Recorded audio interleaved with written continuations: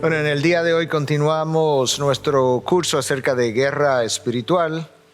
Estamos tratando de ver cómo entendemos mejor este conflicto entre dos reinos, el reino de la luz, el reino de las tinieblas, el reino liderado por nuestro Señor Jesucristo, el reino liderado por Satanás mismo. Y yo creo que un aspecto importante de esta guerra espiritual es reconocer que aquí debajo hay una influencia que las fuerzas espirituales de maldad ejercen, pero que según Efesios 6, nuestra lucha no es contra carne ni sangre, sino contra fuerzas espirituales de maldad en los lugares celestiales. Pero esos lugares celestiales han tenido, de acuerdo a lo que la palabra revela, han tenido sus propias batallas o luchas en el pasado. Y de acuerdo a lo que la misma palabra revela, habrá también batallas y luchas en el futuro. Y no sabemos, ¿verdad?, en el momento presente cómo eso se está dando actualmente, porque eso es un área, una dimensión que escapa a nuestro entendimiento. La primera clase que nosotros enseñamos fue el inicio del conflicto aquí en la Tierra, pero pudiéramos llamarlo la batalla por el planeta Tierra, porque literalmente Adán y Eva habían sido elegidos para ser los representantes de Dios, sus administradores aquí debajo, y de repente esos son los dos representantes a quienes Satanás aborda y logra derrotar en algo que todos nosotros conocemos y que vimos en esa primera clase. Entonces la batalla por el planeta Tierra, la batalla por la verdad fue la segunda clase, y ahora la batalla por la tercera clase, fue la batalla por tu mente, y en el día de hoy estamos hablando de la batalla por y en los lugares celestiales.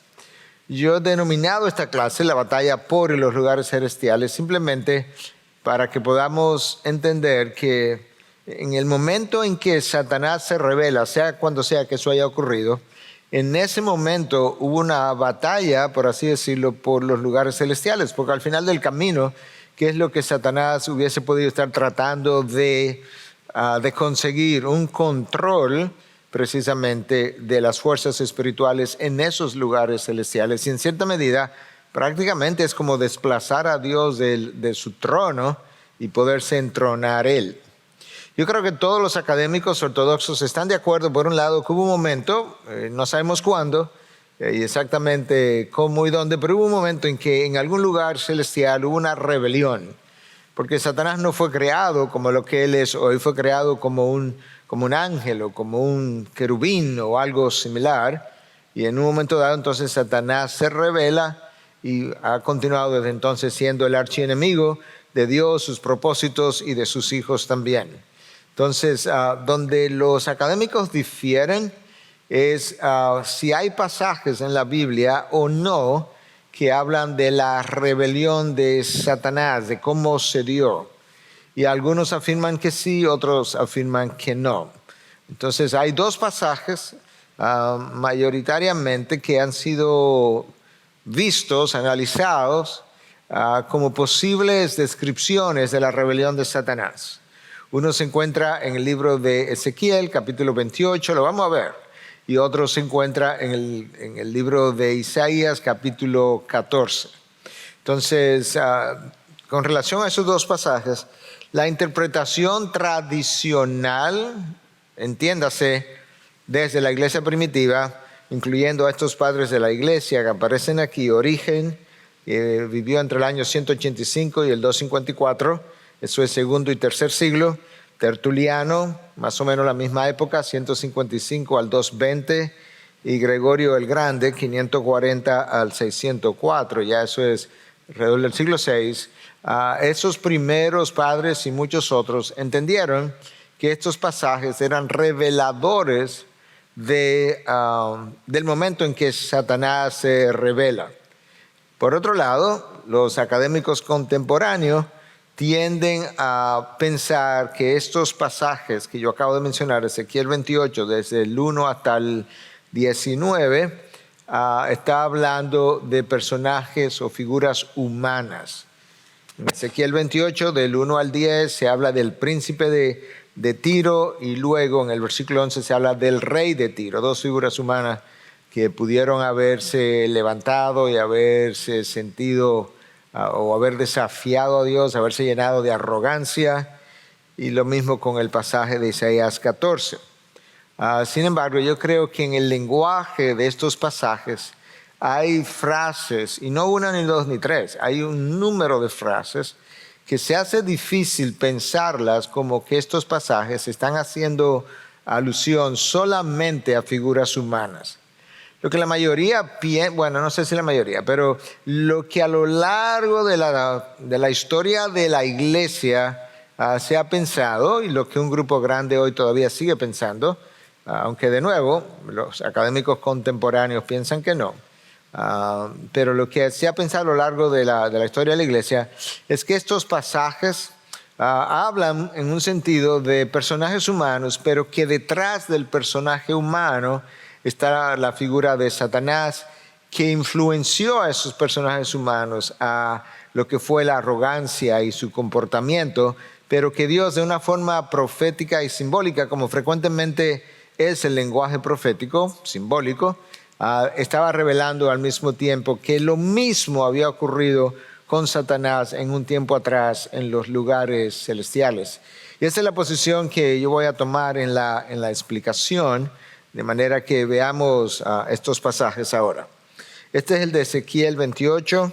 El pasaje va desde el versículo 1 al 19, pero yo lo estoy tomando del versículo 11 en adelante, en interés de ver mejor y de una forma más resumida a qué nos estamos refiriendo con que estos pasajes posiblemente, vuelvo y digo posiblemente, para no ser dogmático, posiblemente sí representan la descripción de la rebelión de Satanás.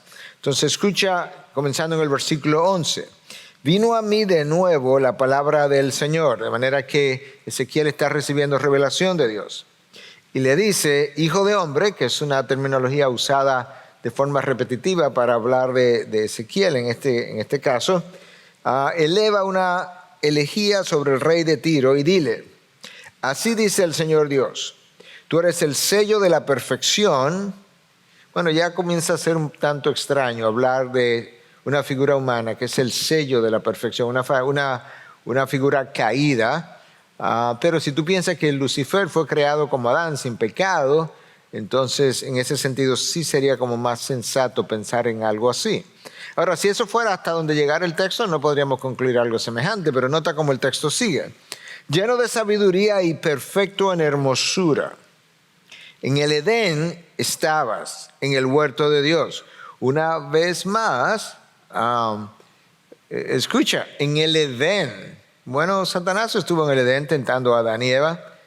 Por otro lado, dice que estabas que será el huerto de Dios. Entonces, de alguna manera, nosotros sabemos que esta figura que está representada por la serpiente, y aquí se puede ver cómo detrás de una criatura terrenal puede haber una figura celestial. Detrás de la figura representada por una serpiente estaba Satanás. Y es por eso que los académicos del pasado, y bueno, y académicos hoy también, por lo menos aquellos que tienen la interpretación que estamos adoptando, pueden ver que detrás del rey de Tiro podía haber definitivamente el lenguaje simbólico, la representación de una figura como Satanás o celestial. Entonces dice, toda piedra preciosa era tu vestidura, el rubí, el topacio y el diamante, el berilo, el ónice y el jaspe, el zafiro, la turquesa y la esmeralda, y el oro, la hechura de tus engastes y de tus encajes. Eso nos hace pensar, no estamos diciendo que es el equivalente, pero nos hace pensar en Aarón con todas las piedras preciosas que estaban en el pectoral, quizás haciendo referencia a alguna función sacerdotal que Lucifer en algún momento pudo haber tenido. Estaba en ti, o sea, toda esta hermosura estaba en ti. el día que fuiste creado y fueron preparados. Entonces, versículo 14 ahora. Tú, querubín protector de las desplegadas, yo te puse allí. Bueno, no creo como que se iba a usar este lenguaje tan exaltado de querubín protector para un rey humano, como una figura humana que tenga estas propiedades. Estabas en el santo monte de Dios, lo mismo pudiéramos decir de esa frase. Andabas en medio de las piedras de fuego. Perfecto eras en tus caminos, sin pecado, desde el día en que fuiste creado hasta que la iniquidad se halló en ti. Yo no pienso en una figura humana en toda la historia de la redención a quien pudiéramos referirnos hablando perfecto era en todos tus caminos, a menos que fuera un Adán, por ejemplo, cuando se pudiera decir que anduvo perfectamente en sus caminos hasta que pecó. A causa de la abundancia de tu comercio te llenaste de violencia y pecaste. Yo pues te he expulsado por profano del monte de Dios y te he eliminado, querubín protector. Ahí está la frase otra vez, querubín protector, de en medio de las piedras de fuego. De manera que estamos hablando de una figura que tiene un lenguaje, que es descrito por un lenguaje que suena más celestial que humano. Querubín protector, perfecto en todos tus caminos, estuviste en el monte de Dios, estuviste en el Edén, el jardín de Dios. Todas estas cosas nos hacen pensar más en esta posición que estamos adoptando. Escucha cómo el texto continúa en el versículo 17. Se enalteció tu corazón a causa de tu hermosura, corrompiste tu sabiduría a causa de tu esplendor. Bueno, entendemos que Satanás debió haber tenido más sabiduría que cualquier otro ser humano en el momento de su creación y que debió haber quizás aumentado en sabiduría incluso hasta el momento en que él peca y entonces ocurre esto. Escucha, te arrojé en tierra. Eso tiene más sentido, ¿verdad? Te puse delante de los reyes para que vieran en ti un ejemplo. Por la multitud de tus iniquidades, por la injusticia de tu comercio, profanaste tus santuarios. Y yo he sacado fuego de en medio de ti, que te ha consumido. Hablando de una disciplina, ¿verdad? Un castigo que ha sido sufrido. Y te he reducido a ceniza sobre la tierra. A los ojos de todos los que te miran, todos los que entre los pueblos te conocen, están asombrados de ti. Te has convertido en terror y ya no existirás más.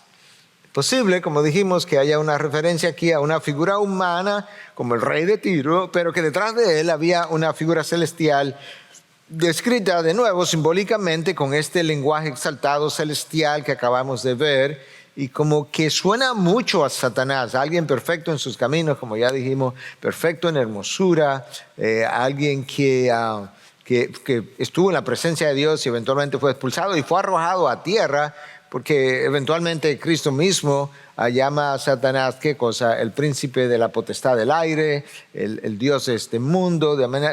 Cristo, Satanás fue donde Cristo en el desierto y le dice que todos los reinos de este mundo te lo puedo entregar, te los puedo entregar si te postras a mis pies, porque a mí me han sido dados. Como que tú unes eso con esto y suena como que sí, que él fue arrojado en tierra y que de alguna manera Dios le concedió cierto control sobre esa tierra.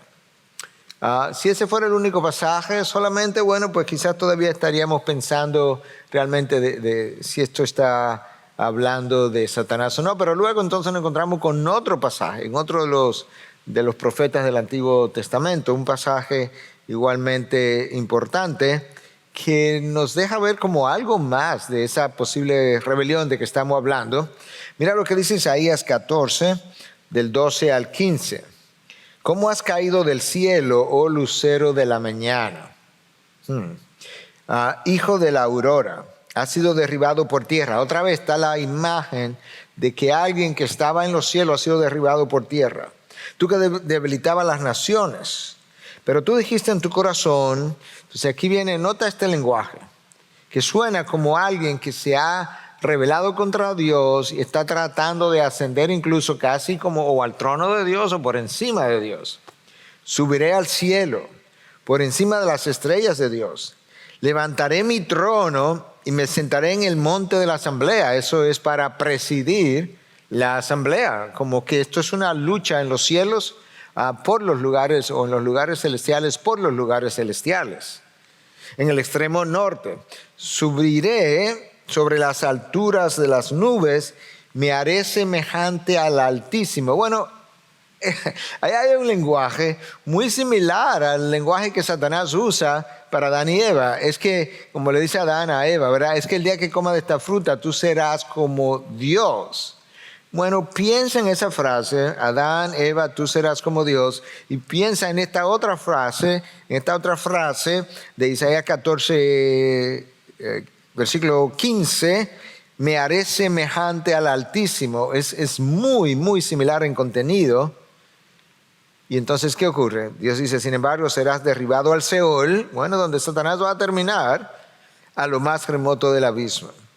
Para mí, lo más lógico, poniendo a la rebelión de Satanás al lado de lo que Ezequiel dice, al lado de lo que Isaías dice, esto como que tiene sentido que debe estar haciendo referencia a este ser exaltado que se rebeló contra Dios, pensó que podía contra Dios, pensó que podía igualarse a Dios, como le vendió la idea a Adán y Eva de que ellos pueden hacer lo mismo. Y Adán y Eva compran la misma mentira que se originó en el corazón, o la misma aspiración que se originó en el corazón de Lucifer. Nota esto, si tú leyeras esto en inglés, como lo dices, es algo como esto: I will do this, I will do that. El I will es yo haré, yo subiré, eso es como tiempo futuro, pero el énfasis en la traducción al inglés está mucho mejor visto cuando dice 5 veces yo haré, yo subiré, yo esto, yo. En el español lee de una forma similar: subiré al cielo, ahí podemos ponerle yo, subiré al cielo. Y me sentaré, el pronombre me, está representando la primera persona, es como yo me sentaré, yo me levantaré, ¿dónde? Yo levantaré mi trono, me sentaré en el monte de la asamblea, yo subiré sobre las alturas de las nubes, yo me haré semejante al Altísimo. Ahí está entonces el egocentrismo de la criatura, del cual sufrimos todos nosotros lamentablemente. Eso es como muchas veces el ser humano piensa: yo voy a hacer, yo voy a construir, yo estoy planificando, y todo eso en sí mismo es necesario hacer, pero frecuentemente lo hacemos dejando a Dios fuera de la ecuación, que no es algo que se supone que sea. Ahora, una vez más, la palabra es su propia intérprete. Entonces ahora, si nosotros hacemos, como dicen en el lenguaje tecnológico de hoy, un fast forward, avanza rápidamente la historia y llegamos al libro de Apocalipsis, ahí hay otro pasaje que ha sido controversial, tomado por algunos académicos como una referencia a Satanás y tomado por otros como una referencia, bueno, déjame decirlo de esta manera mejor, una referencia a Satanás en el tiempo pasado, y otros lo toman como una referencia a Satanás en el tiempo futuro. Por eso es que el título de este slide dice: Satanás, ¿derrota pasada o futura? ¿Está este texto refiriéndose a una derrota pasada o está este texto refiriéndose a una derrota futura? ¿Tiene este texto quizás un cumplimiento en el pasado, pero está mirando hacia el futuro? Bueno, vamos a leerlo, a ver lo que dice. Está en Apocalipsis 12, versículos 4 y 5. Está hablando del dragón. El dragón es literalmente en Apocalipsis representa a Satanás. En un momento dado dice el dragón, la serpiente antigua, para que sepamos a quién se está refiriendo. Aparece múltiples veces el dragón como el nombre simbólico de Satanás, hablando de su furia y de su maldad. Entonces, de ese dragón dice que su cola arrastró la tercera parte de las estrellas del cielo y las arrojó sobre la tierra. Bueno, algunos piensan que eso fue cuando Satanás se rebeló en el pasado. Yo pienso que quizás por ahí es que anda la cosa o la interpretación. Otros piensan que no, que esto está describiendo la derrota final de Satanás en un momento dado cuando él trata de levantarse, ¿verdad? Otra vez como una rebelión mucho más actualizada, por así decirlo, y como quiera él termina derrotado. Y entonces dice: y el dragón se paró delante de la mujer que estaba para dar a luz, a fin de devorar a su hijo. Aquí muchos ven la referencia a la mujer como la nación de Israel. La nación de Israel en el Antiguo Testamento es referido como una mujer. De hecho, una mujer esposada a Dios, como si estuviera casada con Dios. Y en las Escrituras frecuentemente es así como Israel ha sido visto. Entonces, algunos piensan que este dragón que se paró delante de la mujer está haciendo referencia a la nación de Israel, que cuando habla de que estaba a punto de devorar a su hijo, a fin de devorar a su hijo, que esto es una referencia posiblemente a la nación en medio de la cual iba a salir el Mesías. Y que quizás esto es una referencia al intento, ¿verdad?, de destruir a Cristo cuando nació, en aquel edicto que se dio, aquel decreto de parte de Herodes, de que mataran a todos los niños menores de 2 años de edad, y que a eso que se está refiriendo a esta. Y ella dio a luz un hijo varón que ha de regir a todas las naciones. Bueno, ahora sí estamos hablando, por lo menos en esa parte, ¿quién dio a luz un hijo varón que iba a regir todas las naciones? Hay solamente 2 posibilidades, o es María o es Israel como nación, y verdad, como frecuentemente se refiere. Entonces, como algunas de estas cosas como que sí encajan con que este hijo varón tiene que ser Cristo, porque Él es que va a regir a las naciones con vara de hierro, y entonces dice que su hijo fue arrebatado hasta Dios y hasta su trono, que muchos piensan que realmente eso se refiere a cuando Cristo fue crucificado, resucitó y Él se levantó y se fue al trono de los cielos.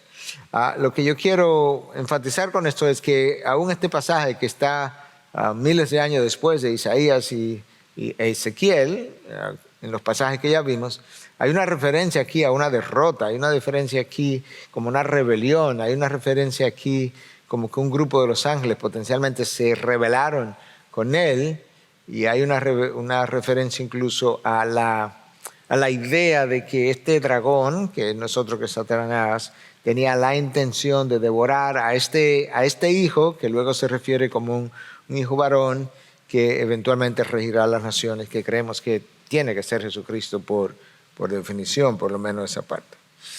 Ok, entonces, ¿cuáles fueron las consecuencias de la rebelión de Satanás? Bueno, de ser un querubín en la presencia de Dios, al ser una figura condenada por siempre, por la eternidad, expulsada, Ezequiel 28:16, yo pues te he expulsado por profano, te he eliminado, querubín protector, de medio de las pellejas de las piedras de fuego. Y luego en Isaías 14:12, cómo has caído del cielo, hablando de su caída, su derrota, su expulsión. Entonces esas fueron las consecuencias. Ahora, esa guerra, en cierta manera, continúa siendo representada en las regiones celestiales por las fuerzas espirituales de maldad, con Satanás a la cabeza, pero es una guerra que se ha trasladado, por así decirlo. Porque se da ahí arriba, pero la influencia está aquí abajo. Y eso es lo que queremos ver, parte de eso, porque ahí es donde nosotros estamos, ¿verdad? Nosotros no estamos ni en el jardín del Edén, ni estamos en el momento de la rebelión de Satanás. Estamos aquí bajo la influencia de fuerzas espirituales de maldad, de Efesios 6, del 10 al 20, que libran un conflicto en regiones celestiales. Y de ahí que esta clase se llame, una vez más, el conflicto o la batalla por y en las regiones celestiales, como ya dijimos en un principio. Entonces esa batalla se ve, el traslado de la batalla de las regiones celestiales a la tierra, en un sentido, se ve claramente en Génesis 3, porque en Génesis 3 está el enfrentamiento de Satanás, o la conversación de Satanás con Adán y Eva, la derrota de ellos en esa batalla, por así decirlo. Y luego hay una batalla anunciada, pero aquí debajo. ¿Y cómo está anunciada? Bueno, está anunciada en Génesis 3:15. Pondré enemistad entre tú, esa es la serpiente, y la mujer. Y entre tu simiente, la simiente de la mujer, ¿a quién se está refiriendo? Yo creo que ahí están todos los académicos ortodoxos de acuerdo, que la simiente de la mujer no es otro que Cristo Jesús. Entonces, cuando dice la simiente de la mujer, ¿a quién se está refiriendo? Cristo Jesús, ¿por quién es la mujer? O es la nación de Israel, o es María, que fue la madre de Jesús encarnado. Eso concuerda con lo que dijimos en Apocalipsis 12, cuando habla, ¿verdad?, de que la mujer estaba a punto de dar a luz un hijo varón que regiría las naciones, y que Satanás, bueno, el dragón, estaba presto para devorar a ese hijo. Bueno, en Apocalipsis, ¿a quién se refiere la mujer? O se refiere a María, o se refiere a la nación de Israel. Nosotros entendemos que la referencia era a la nación de Israel. Y aquí dice entonces, entre tu simiente y su simiente, la simiente de la serpiente. Él, la simiente de la mujer, Cristo Jesús, que se encarnó y vino a través de María la Virgen, pero que era descendiente de Abraham, con quien Dios inició la nación de Israel. Él te herirá en la cabeza y tú lo herirás en el calcañar. En otras palabras, tú vas a lograr hacer algo, tú vas a lograr una cierta herida que se va a ver, que va a ser visible, que va a ser notable en el calcañar, ¿verdad?, aquí debajo. Pero cuando Él te aseste el golpe, te lo va a dar en la cabeza. Y eso nosotros entendemos.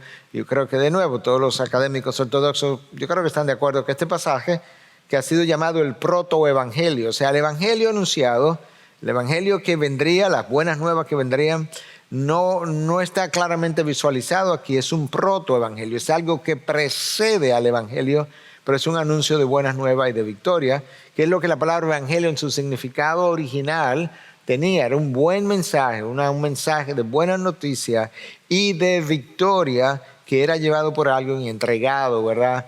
Entonces eventualmente pasó a ser parte de lo que es el evangelio cristiano como lo conocemos. Entonces, habiendo dicho todo eso, dije que la batalla se trasladó de los lugares celestiales aquí en la tierra, o hay una batalla allá arriba, un conflicto todavía, pero que tiene su influencia aquí en la tierra. Yo quiero ver algunos pasajes controversiales que muy diosidencialmente, como decimos nosotros, han sido expuestos en mensajes, en sermones recientes, en los últimos meses, simplemente porque tiene connotación o tienen revelación, tanto en Judas como en Segunda de Pedro, que vive en un momento dado, como en Primera de Pedro. Las últimas 3 series de mensajes que hemos tenido son precisamente esas 3. En primer lugar, predicamos a Segunda de Pedro y a Judas, y ahora estamos en Primera de Pedro. Entonces, esa es la razón por la que estos textos han sido expuestos. Pero como estos textos están, el inicio de este evento controversial está en Génesis, y Génesis 13 es que nos deja ver el traslado de la guerra con la influencia en la tierra. Lo vamos a ver otra vez como parte de este curso, porque no todo el mundo estuvo en esos sermones necesariamente. Génesis 6, del 1 al 4, dice lo siguiente: y aconteció que cuando los hombres comenzaron a multiplicarse sobre la faz de la tierra, y les nacieron hijas, y los hijos de Dios vieron que las hijas de los hombres eran hermosas, y tomaron para sí mujeres de entre todas las que le gustaban. Entonces el Señor dijo: no contenderá mi espíritu para siempre con el hombre, sino que claramente él es carne. Serán pues, claramente no, ciertamente él es carne. Serán pues sus días 120 años. Entonces, de nuevo, con relación a este texto, textos oscuros frecuentemente tienen más de una posición, ¿verdad? Entonces, algunos han pensado que los hijos de Dios, a lo que hace referencia este pasaje, tienen que ver con los descendientes de Set, S-E-T. Set fue el tercer hijo de Adán, después de Caín y Abel. El próximo hijo fue llamado Set. Cuando tú sigues las descendencias de Set, eso es una descendencia piadosa. De ahí es que viene Enoc, que en un momento dado fue llevado por Dios a los cielos. Y en esta línea de descendencia que está Matusalén también, que vivió 965 años. Otros entienden que no, que esta es segunda posición en la que nosotros hemos adoptado, y de hecho es la posición, yo creo que mayoritaria entre los académicos contemporáneos. Fue la posición, el comentario que iba a hacer lo voy a dejar para dentro de un momento para no confundirlos más. Entonces, nosotros pensamos que estos hijos de Dios son ángeles caídos en un momento dado, y lo pensamos porque aquí hay una diferenciación entre hombres y mujeres. A los hombres se llama hijos de Dios, a las mujeres se llama hijas de los hombres. Nosotros no creemos en lo más mínimo que eso tiene que ver con una jerarquía de hombres sobre mujeres de ninguna manera, para llamarle a unos hijos de Dios y a otros hijas de los hombres. Lo que nosotros sí pensamos es que estos dos grupos representan dos grupos diferentes. Unos son ángeles caídos que lograron de alguna manera descender y una de dos, y tuvieron y copularon, ¿verdad? Tuvieron relaciones con seres humanos, mujeres que ellos consideraron hermosas, o que yo creo que sería como un poquito más lógico verlo de esta manera, de alguna forma poseyeron hombres, seres humanos, varones, y a través de ellos tuvieron relaciones con mujeres humanas, y eso fue lo que dio lugar a esta raza de gigantes que vemos en el Génesis antes del diluvio. Entonces, ¿de dónde viene la idea de que esto puede representar, de que esta frase, hijos de Dios, pudiera representar ángeles caídos? Bueno, viene de varios pasajes diferentes. Por un lado, en el libro de Job, se supone que el libro de Job se escribió más o menos en el tiempo del Génesis, en el capítulo 1, en un momento dado se habla de que en los cielos, en un momento, vinieron los hijos de Dios, y usa la frase, los hijos de Dios, y dice entonces, y entre ellos vino Satanás. Lo cual da una idea de que de alguna forma a los ángeles le ha llamado hijos de Dios, porque dice ahí que vinieron los hijos de Dios, los ángeles, y entre ellos vino Satanás.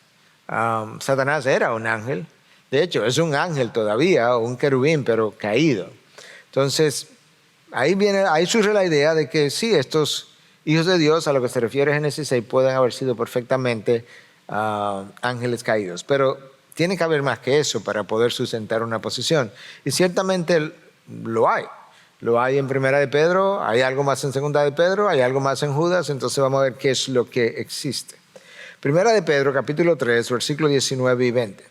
En el cual también fue, es el Espíritu de Cristo, está refiriendo, si tú lees antes, en el cual también fue y predicó a los espíritus encarcelados. Entonces hay un grupo de espíritus que hoy en día están encarcelados. Yo no creo que nadie puede discutir eso. La pregunta es, ¿quiénes fueron? Bueno, aquí está. ¿Quiénes en otro tiempo fueron desobedientes? ¿Cuándo fue eso? Cuando la paciencia de Dios esperaba en los hijos de Noé durante la construcción del arca. O sea, en ese tiempo es que ellos fueron desobedientes, en la época de Noé, en la cual unos pocos, es decir, 8 personas en el arca, fueron salvadas por medio del agua. Entonces nota aquí dos cosas. Número uno, hay espíritus encarcelados. Fueron encarcelados porque en la época de Noé fueron desobedientes. El pasaje que yo leí en Génesis 6, ¿cuándo fue? En la época de Noé, justamente antes del diluvio, cuando los hijos de Dios pues descendieron y tuvieron relaciones con las hijas de los hombres. Vamos a seguir leyendo porque tiene que haber más para sostener una posición. Entonces ahora me salgo de Primera de Pedro, me voy a Segunda Epístola de Pedro y esto es lo que yo leo en el versículo 4. Porque si Dios no perdonó a los ángeles cuando pecaron, sino que los arrojó al infierno y los entregó a fosos de tinieblas reservados para el juicio. Bueno, por lo menos este texto me habla de que hay ángeles que pecaron, que Dios los arrojó a fosos de tinieblas. Entonces esos ángeles están encarcelados. Lo mismo que Pedro dijo en su carta primera y lo que está diciendo ahora. Hay ángeles encarcelados y están encarcelados porque de alguna manera pecaron. Ahora, ¿por qué hay demonios hoy en día que están sueltos y no están también encarcelados? Bueno, la primera carta de Pedro dice en el texto que leímos que estos están encarcelados porque fueron desobedientes en la época de Noé. Cometieron algún acto gravoso, algún acto severo que Dios determinó. Esto es tan severo y quizás estos ángeles caídos son tan poderosos que sueltos no lo puedo dejar porque tienen poder, tienen influencia. Mira lo que hicieron ya una vez. Quizás esa fue la razón. Nota que dije quizás, pero están en prisiones encadenadas. Ahora, es interesante porque es interesante. Porque Judas, está en la Biblia, el libro de Judas, la epístola de Judas. Judas cuando relata su carta o narra su carta, Judas hace mención de un libro conocido como Enoc. Enoc, aquel personaje descendiente de Set que caminó con Dios y Dios se lo llevó en un momento dado. porque fue un hombre que conoció a Dios, caminó con tanta intimidad con Dios. Ok, ese libro de Enoch no está en la Biblia, pero es citado en la Biblia. Ahora, el libro de Enoch no está en la Biblia porque la comunidad judía nunca lo consideró necesariamente que fuera un libro que Dios hubiese inspirado para que formara parte del canon de la Biblia. Sin embargo, Judas, hermano de Jesús de parte de María, ¿verdad? María tuvo otros hijos, María y José. Cristo, concebido por obra del Espíritu, pero luego estos otros hermanos fueron concebidos de manera natural, de manera que Judas se identifica como tal, como hermano de Jacobo o Santiago en nuestras Biblias, que también fue hermano de Jesús de parte de María. Entonces, cuando Judas escribe su carta, se hace referencia a Enoch. Ese libro de Enoch es un libro que fue aceptado por la comunidad judía como un libro de sabiduría al cual podríamos prestar atención, no como infalible, pero un libro de sabiduría. Ese libro es citado por Judas y oye lo que el texto dice. Mejor dicho, escucha esta cita comentando sobre el texto. Yo creo que vamos a ver, el texto lo vamos a ver en un momentito, pero esta cita comenta sobre ese texto. El libro que contiene la reflexión más extensa sobre estos ángeles caídos es Enoch, o primera carta o primer libro de Enoch. Una obra que Judas cita en los versículos 14 y 15. Primera carta o primer libro de Enoch, del 6 al 12, relata la historia de los ángeles que vinieron a la tierra, tomaron esposas humanas y engendraron niños malvados que eran los gigantes. El diluvio fue el juicio que vino sobre el mundo a causa de este atroz pecado. Quien escribe eso es Jean Peter. Jean Peter no es cualquier académico. Él escribió el libro de Judas y Segunda de Pedro, el comentario de Judas y Segunda de Pedro, de la serie de comentarios conocida como Pilar, The Pilar New Testament Commentary, o el comentario pilar del Nuevo Testamento, un comentario académico, exegético, pastoral al mismo tiempo, que yo se lo recomiendo.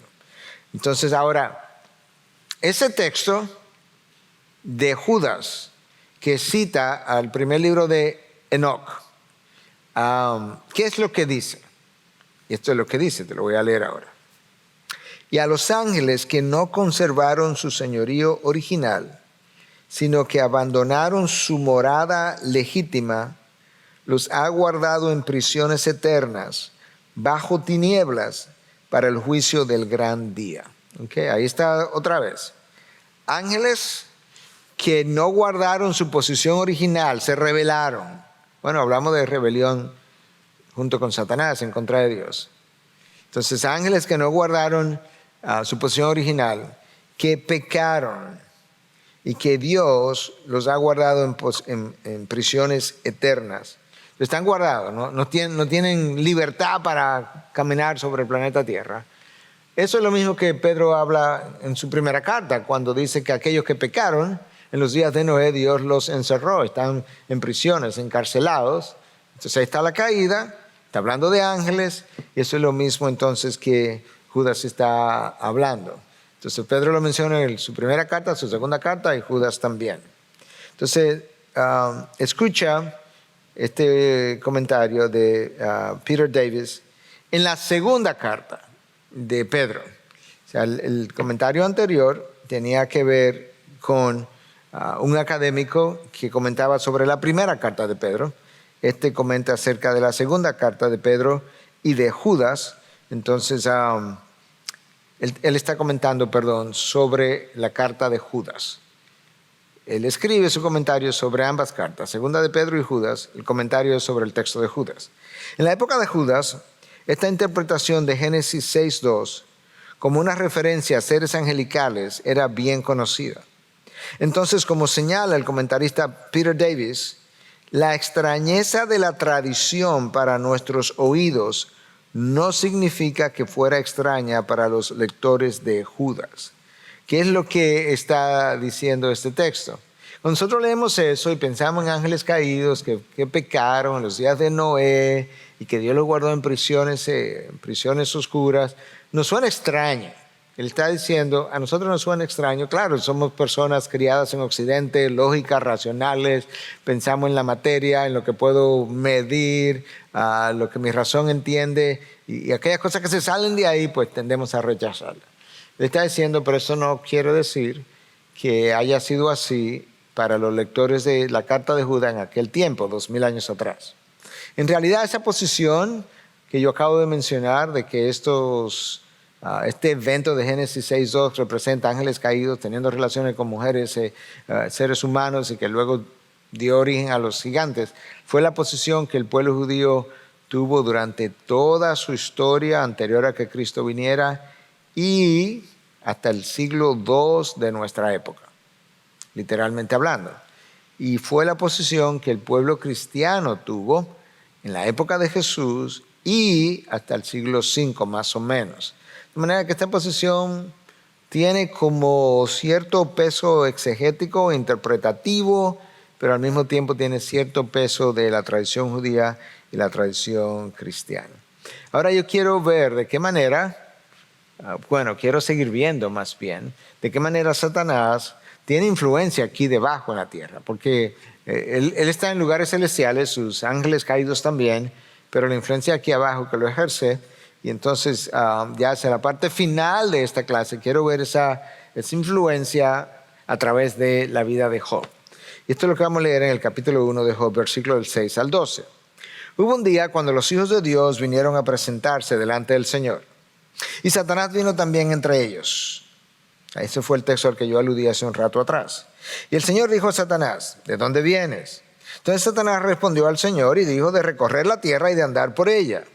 Y el Señor dijo a Satanás, ¿te has fijado en mi siervo Job? Porque no hay ninguno como él sobre la tierra, hombre intachable y recto, temeroso de Dios y apartado del mal. Respondió Satanás al Señor, ¿acaso teme Job a Dios de balde? Texto continúa, versículo 10. ¿No has hecho tú una valla alrededor de él, de su casa y de todo lo que tiene por todos los lados? Has bendecido el trabajo de sus manos y sus posesiones han aumentado en la tierra. Pero extiende ahora tu mano y toca todo lo que tiene, verás si no te maldice en tu misma cara. Entonces el Señor dijo a Satanás, he aquí todo lo que tiene está en tu poder, pero no extienda tu mano sobre él. Y Satanás salió de la presencia del Señor. Ok, entonces este es un texto conocido para muchos de nosotros acerca de estas consecuencias que Job sufrió en carne propia y su familia también, pero que fue fruto de por hacerlo así, un desafío y algo que Dios decidió en su soberanía permitir con un propósito específico y que tiene que ver con la vida de Job. Entonces, varios comentarios con relación a lo que leímos. Número uno, lo que estaba ocurriendo, esa conversación entre Dios y Satanás, Job no tuvo nunca la menor idea de que eso ocurrió. De manera que hoy en día muchas cosas pudieran estar ocurriendo en las regiones celestiales, de las cuales tú y yo no estamos apercibidos, permanecemos ignorantes y quizás permaneceremos ignorantes para el resto de la eternidad. Entonces yo creo que eso es importante que lo reconozcamos, porque lo que pasó en el caso de la historia de Job es consistente con lo que Pablo revela en Efesios 6, cuando dice que nuestra lucha no es contra carne ni sangre, sino contra potestades y en las regiones celestiales, contra seres angelicales en las regiones potestales, algo que escapa a nuestra imaginación incluso. Entonces hay una frase en el versículo 7 que dice de que Dios le pregunta a Satanás dónde ha estado y le dice, bueno, yo he venido a recorrer la tierra y andar por ella. Yo creo que eso nos ayuda a nosotros a tener una idea de que Satanás no es omnipresente como Dios. O sea, si él quiere enterarse de cosas, él tendrá que hacerlo o recorriendo la tierra, como el texto dice, o tendrá que hacer uso de aquellos ángeles caídos también que se rebelaron con él y de alguna manera conectarse allí y ver qué está pasando en diferentes lugares, pero él no es omnipresente. En el versículo 8 nosotros leemos a Dios refiriéndose a Job, como Dios lo califica de hombre intachable y recto, temeroso de Dios y apartado del mal. ¿Qué es lo que Job es? Es un hombre piadoso. La razón por la que subrayo eso es porque es interesante que en el Nuevo Testamento, cuando Pablo le escribe a Timoteo, en su primera carta, capítulo 3, versículo 12, Pablo le dice a Timoteo, todo el que desee o que quiera vivir piadosamente será perseguido. De manera que la vida de piedad hace, lamentablemente, pero es la realidad, hace que tú te conviertas en un blanco para Satanás. Y yo creo que es obvio la razón. Un hombre piadoso tiene influencia sobre otros. Un hombre piadoso es como provoca celo y envidia en Satanás, porque frecuentemente, como lo vemos en la Biblia, los hombres piadosos del pasado han sido bendecidos por Dios de manera extraordinaria con dones, talentos, oportunidades, y en algunos casos, ¿verdad? En el caso de los profetas y apóstoles, fueron bendecidos con poderes incluso. Entonces tú puedes ver que la idea de Satanás es desacreditar a aquellos que han estado caminando con Dios, porque Él es el archienemigo de Dios, es el archienemigo nuestro, y bueno, Satanás no puede con Dios, pero puede con los hijos de Dios. Entonces ahora revisemos algunas de las frases en ese texto. Pero extiende ahora tu mano y toca todo lo que tiene, verás si no te maldice en tu misma cara. Es obvio que Satanás es un ser irreverente. Hablarle a Dios en ese lenguaje, en presencia de Dios. El texto dice que cuando Satanás llegó a Dios para tener esta conversación, llegó en un momento en que los hijos de Dios, los ángeles, se acercaron a él y él vino con ellos. Entonces él está teniendo esta conversación uno a uno y se refiere a Dios de una manera irreverente, porque le dice, no, remueve, tú tienes un círculo de protección, remuévele, quítale tu mano de protección y tú a ver si no te va a maldecir en tu propia cara. Entonces Satanás es un irreverente. Y por otro lado, yo creo que de manera tácita también se revela que Satanás no solamente que no es omnipresente, como ya hablamos, tampoco es omnisciente, porque él creía que Job iba a hacer eso con Dios. Y de hecho, tempranamente, Job tuvo la oportunidad de hacer justamente lo que Satanás pensó que iba a hacer y que él no hizo. ¿Y qué fue eso? Que en un momento dado su esposa le dice a Job, tú todavía vas a mantener tu integridad, maldice a Dios y muérete. Como que ya acaba con esto. Y Job reprendió a su esposa. De manera que Satanás no sabía la calidad, por así decirlo, de hombre piadoso que Job era y que Dios había hecho de él. Entonces Dios, que sí es omnisciente y que sabe lo que Job era capaz, pero al mismo tiempo que sabe hasta dónde le va a permitir a Satanás que juegue con Job, le dice en el versículo 12, he aquí todo lo que tiene, ¿okay? Está en tu poder, pero no extienda tu mano sobre él. Dios es soberano, le dio permiso para que hiciera cosas, pero hasta un límite. O sea, no va a ir más allá, no te lo voy a permitir. Entonces tú puedes dañar su salud, tú puedes dañar su familia, pero tú no le puedes quitar la vida, que fue exactamente lo que ocurrió. Entonces ahora continuamos. Satanás es atrevido, Satanás es irreverente, Satanás muestra aquí, o Dios muestra, que Satanás, a pesar de la maldad que tiene, de los atrevidos que es, a pesar de hasta dónde él quisiera llegar y no puede llegar, una de las cosas que, como Dios muestra eso, es que Satanás no tiene potestad sobre la muerte, sobre la vida. Él puede afectar la salud de Job, si Dios le da permiso, y lo hizo, pero lo que Satanás no podía hacer era quitarle la vida. Dios es quien tiene soberanía sobre la vida de Satanás. Y Dios le dice, el Señor dijo a Satanás, he aquí, él está en tu mano, pero guarda su vida. O sea, manténlo con vida. Tú no vas a poder con su vida. Yo lo voy a mantener vivo, no importa lo que tú quieras hacer. Yo creo que es importante, algo que nosotros hemos mencionado, por lo menos en nuestra congregación múltiples veces, es que los eventos de la tierra tienen los eventos del universo, pero como nosotros vivimos en la tierra, nos vamos a referir a la tierra. Los eventos de la tierra tienen dos lecturas, todos. Hay una lectura terrenal que nosotros le damos, con nuestra capacidad humana y nuestra lógica, pero hay una lectura celestial que verdaderamente es como la real. Primero, porque es la completa, y por otro lado, porque como eso que está ocurriendo en la tierra ha sido orquestado, permitido por Dios con propósitos definidos, el único que verdaderamente sabe por qué las cosas están ocurriendo, cómo están ocurriendo, cuándo están ocurriendo, dónde están ocurriendo, para qué están ocurriendo, es Dios. Entonces menciono eso porque donde tú mejor puedes ver eso que hemos enseñado otras veces es en esta historia. La historia de Job es una historia como incomprensible para Job, incomprensible para sus 3 amigos. Los 3 amigos de Job que vinieron a consolar a Job, ¿se acuerdan? Su mejor tiempo con Job fue su primera semana, donde ellos no dijeron nada. Job estaba sentado ahí rascándose de todo el picor que tenía, de estas lesiones de piel, y sus amigos lo veían horrible. Y los 3 amigos que vinieron se sentaron alrededor de él, no dijeron nada, simplemente le hicieron compañía. Ese fue como el mejor tiempo.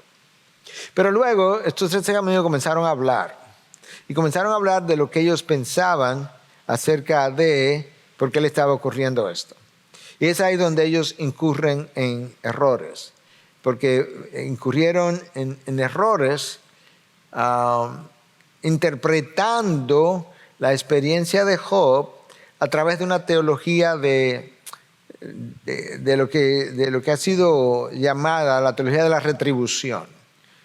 Si te pasa algo como una enfermedad, tú pecaste. Esa teología de la retribución estaba presente en los días de Jesús. Recuerden Juan 9, cuando le preguntaron a Jesús acerca de aquel hombre que nació ciego, ¿quién pecó, él o sus padres? Se tenía la impresión de que si tú nacías enfermo, con algún defecto, o pecaron tus padres o pecaste tú en el vientre de tu madre.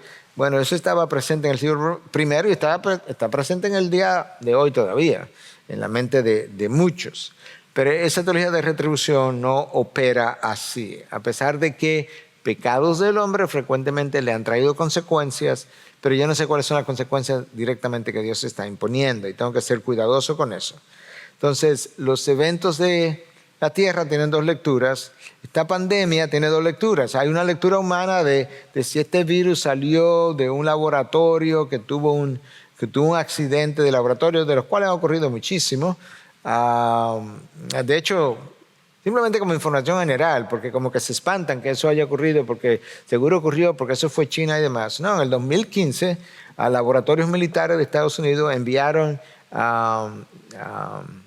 anthrax, cepas de anthrax, a 9 laboratorios distintos por accidente, y esos son laboratorios militares de experimentación. Y uno de esos laboratorios estaba en Corea del Sur. De manera que estos accidentes, y eso lo reportó el Pentágono incluso, esos accidentes han estado, los experimentos han estado siendo llevados a cabo en laboratorios militares en múltiples naciones de poder, y los accidentes han ocurrido en múltiples ocasiones. Esa es la realidad. La pena es que mientras este accidente sí se conoció en Estados Unidos en el 2015, que si ocurrió un accidente en China no se haya comunicado. Esa es como la pena o lo que convierte esto en algo como exclusivo. Bueno, entonces, nosotros tenemos que estar apercibidos de que nuestras vivencias en la tierra tienen otra connotación arriba y que hay cosas y batallas y luchas y decisiones que Dios ha tomado sobre mi vida, sobre la IBI, que yo no conozco y que mucho de lo que yo vivo aquí necesito vivirlo en conformidad con lo que la palabra de Dios revela, porque eso es lo que me permite transitar correctamente situaciones que yo desconozco completamente en mi entendimiento final de lo que Dios pudiera estar haciendo. Ahora, Satanás se reveló, los ángeles se revelaron, va a haber un fin de todo esto. Entonces, yo voy a leer un texto de la palabra que me deja ver. Esta no es la última clase de guerra espiritual que vamos a hacer, para como que aquí cerramos, así que la guerra termina súbitamente, desconociendo una gran cantidad de cosas que la Biblia revela. No, pero sí, no lo voy a dejar, no quiero dejar esta rebelión como que ahí y como que ellos van a ganar, porque no es así. Nosotros sabemos cuál es el final de la historia. y justamente porque conocemos el final de la historia que podemos vivir más tranquilamente. El texto de Isaías, ¿se acuerdan? Isaías 14, que habla de la rebelión de Satanás. Yo subiré por arriba de las nubes, subiré al trono, seré semejante al Altísimo. Ese mismo profeta, en el capítulo 24, versículos 21 y 22, entonces me dice lo siguiente: y sucederá en aquel día que el Señor castigará el ejército de lo alto en lo alto. Ese grupo de ángeles caídos que está en las regiones celestiales, llegará un momento en el Señor lo va a castigar. Ese ejército está en lo alto, lo va a castigar en lo alto. Y a los reyes de la tierra, en la tierra. En otras palabras, hay un juicio para ellos y hay un juicio para nosotros. Nosotros estamos aquí, el juicio ocurre aquí. Ellos están arriba en las regiones celestiales, ellos son juzgados en las regiones celestiales. Y serán agrupados en montón como prisioneros en un calabozo.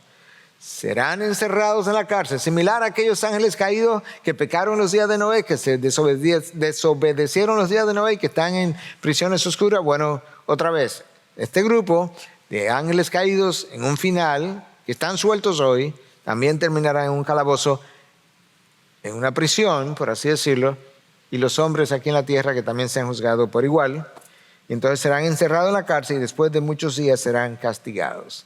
En otras palabras, hay como un encierro primero y luego un castigo final. La palabra habla de eso, habla de cómo si tú mueres hoy y tú no mueres en Cristo, tú vas a algún lugar de tormento pero transitorio. Eventualmente el lago de fuego de que habla Apocalipsis viene después. Lo mismo con todos estos ángeles caídos. Pudieran estar, hay algunos sueltos, otros que están en prisiones, pero ahí no es que se van a quedar. Eventualmente van todos juntos con los seres humanos que han pecado y que murieron sin Cristo al mismo lugar, y a esto que se está refiriendo. Este es el fin de la historia. En la próxima clase vamos a ver un poco más de esa guerra espiritual en los cielos, o por los cielos, pero trasladada al planeta Tierra. Hay mucho más en el Antiguo Testamento de cosas que se dieron, que tenemos que verla, porque hoy en día tú ves a gente que se postra delante de estatuas y les rinden culto y son idólatras y tienen sectas y todo ese tipo de cosas. Y en el Antiguo Testamento, por igual, lo que nosotros no conocemos muchas veces quizás es que detrás de la estatua, no en la parte trasera físicamente hablando, pero la estatua es simplemente la representación de un demonio. De hecho, en el Antiguo Testamento Dios habla de cómo la gente sacrificó sus hijos, sacrificaban a ídolos, a estatuas. Pero cuando la palabra los describe, dice que sacrificaron sus ídolos a demonios. El Nuevo Testamento habla de doctrinas de demonios y así sucesivamente. Y vamos a ver un poquito en la próxima clase de qué hay detrás de la santería que está presente en Latinoamérica y en regiones de Miami y de New Orleans y de New York. De manera que la santería no es algo, y en Cuba y en Haití, detrás de esa santería hay entidades de las regiones celestiales, del mundo de tinieblas, que están representadas. Vamos a ver en la próxima sesión cuando se habla de, algunos de los nombres que le hemos dado aquí, aquí no, también en Cuba, a entidades celestiales, detrás de ella, ¿quién se supone que esté? La famosa Santa Bárbara de uno de los merengues dominicanos, detrás de ella, eso es un nombre que oculta una entidad a la que se le rendía culto cuando la santería llegó a Latinoamérica. De manera que lo dejo con ese, estaba tratando de aumentar su apetito para la próxima clase y vamos a cerrar en oración. Padre, gracias por el día de hoy, la sesión de hoy, la meditación. Sé con tus hijos, permite que nosotros sigamos adentrándonos en el conocimiento de tu palabra, conociendo una realidad mejor para también tener una vida mejor. Una vez más, gracias por revelarte a nosotros. En Cristo Jesús. Amén.